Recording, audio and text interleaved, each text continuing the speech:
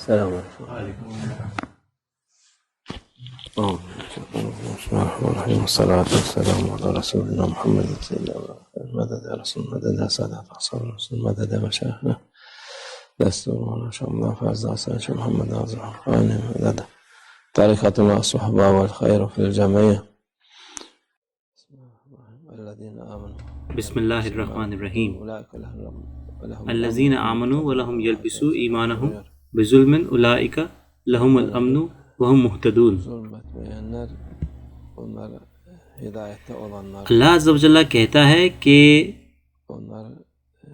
جو لوگ یقین کرتے ہیں اور دوسروں پر ظلم نہیں کرتے وہ ہدایت والے لوگ ہیں، وہ لوگوں کے لیے فائدہ مند ہیں. جو لوگوں پر ظلم کرتے ہیں وہ نہ تو ہدایت والے ہیں نہ ہی ان کا ایمان پکا ہے. وہ اپنی عقل کے حساب سے چیزیں بناتے ہیں اور دین اور اسلام کی بات کرتے ہیں لوگوں پر ظلم کرنے کے لیے. ان کا اصل مقصد لوگوں پر ظلم کرنا ہے. اسلام میں کوئی ظلم نہیں ہے، اسلام میں انصاف ہے، اور جب انصاف ہوتا ہے تو کوئی ظلم نہیں ہوتا، اور جب انصاف نہیں ہوتا تو بالکل ظلم ہوتا ہے.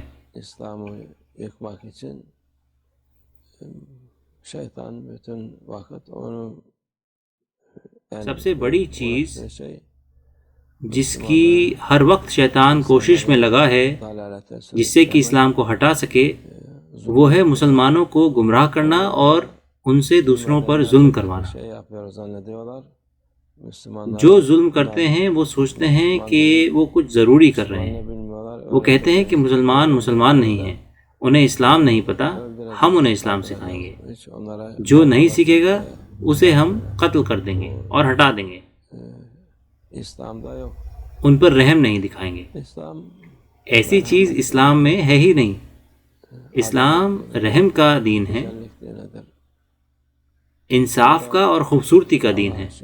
اللہ کا شکر ہے یہ لوگ بھی ایسے ہی ہیں جو رسول اللہ صلی اللہ علیہ وسلم کو مانتے ہیں اور ان کو مثال کے طور پر دیکھتے ہیں.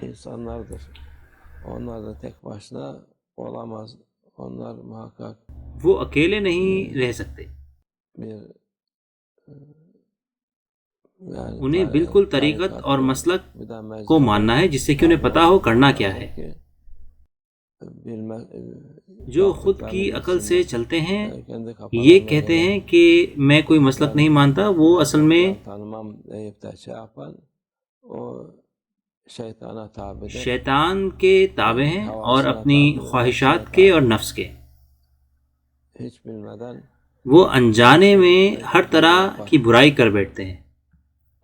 وہ لوگوں کو نقصان پہنچاتے ہیں، اپنے پریواروں کو نقصان پہنچاتے ہیں، ہر کسی کو نقصان پہنچاتے ہیں، اور سب سے زیادہ وہ خود کو نقصان پہنچاتے ہیں. اللہ ہمیں ایسے لوگوں سے بچائے. وہ ایک چھوت کی بیماری کی طرح ہیں.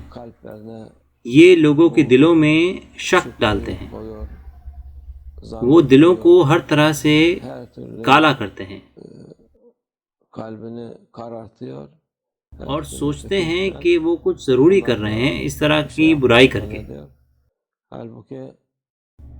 جبکہ اگر وہ سوچیں، اگر وہ عاجز رہیں اور کسی کو مانیں، اس کو مانیں جو جانتا ہو، تو یہ بچ جائیں گے اور لوگ ان کے شر سے بچ جائیں گے. لیکن بدقسمتی سے